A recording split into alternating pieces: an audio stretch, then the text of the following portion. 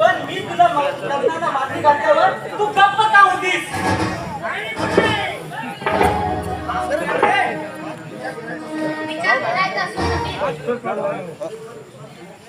पुरुषाच्या जिभेवर विश्वास ठेवण्यापेक्षा त्याच्या कधी हातावर विश्वास ठेवा. पण दुसऱ्या दिवशी नकार देण्याचं कारण मनाचे गौरव दुसरं काय? मी तुझ्या एक मित्र म्हणून पाहतो, पती म्हणून नाही. आणि वडिलांनी पण हेच जावं म्हणून निवडले होते. तेव्हा मला त्याचे शब्द काय करता आले नाही. तुझ्या मनाविरुद्ध मनापसंतीशिवाय नाही. आई वडील करतात ते मुलांच्या सुखासाठी, दुःखासाठी नाही. आपण प्रेम करतो ते आंधळच, आणि आई वडील लग्न ठरवतात ते घोडच असते. प्रेमात माणूस कधीही आंधळा असतो, पण लग्नानंतर तो घोडच बनतो. आणि आंधळ्यापणी झालेलं जीवन तुका दूर वाटेपर्यंत रेगोड्या ओढत असतो. न संपणाऱ्या आणि न पुसल्या जाणाऱ्या. जग बदलल्या वस्तू या युगाच्या तोडजोड कर, नाहीतर विज्ञानाच्या टापाखाली चिरडली जाते. हे चिराग होईल तुझं जीवन. म्हणजे नवऱ्याची स्पर्धा करू असंच म्हणतो? शक्य नाही ते समीर.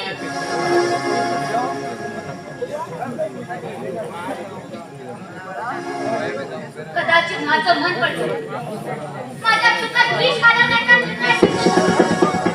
त्यामुळे तू इथून चालता तुझ्या या नावाला मी बसणार नाही.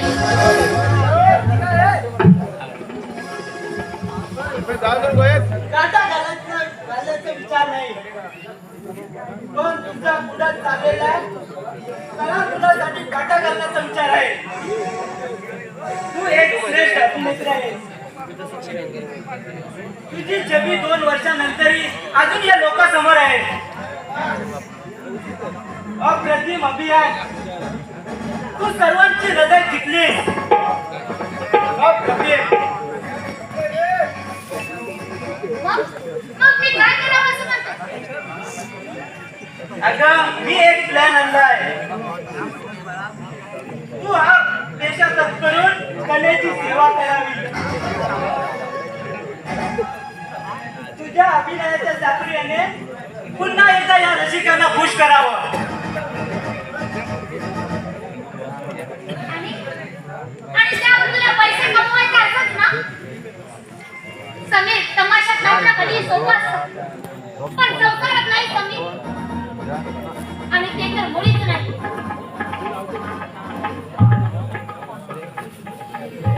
एक हौस म्हणून कॉलेजच्या गॅदरिंगमध्ये मी नाटक केलं. तो व्यवसाय म्हणून नाही. संसार स्त्रीला ते आता कधीही जमणार नाही, आणि मला तर नाहीच रे. माझ्या पायात काय बदलून माझ्या संसाराचे हाल करायचे नाही. आणि मी नाचायला लावलं तर तुझ्या उन्हाळ्यात नाचायचे.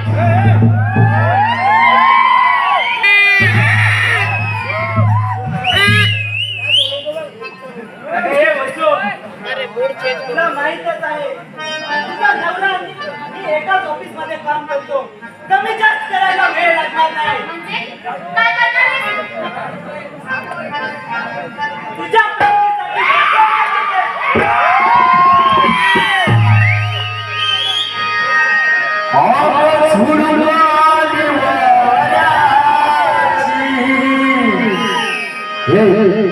ऐका हाथ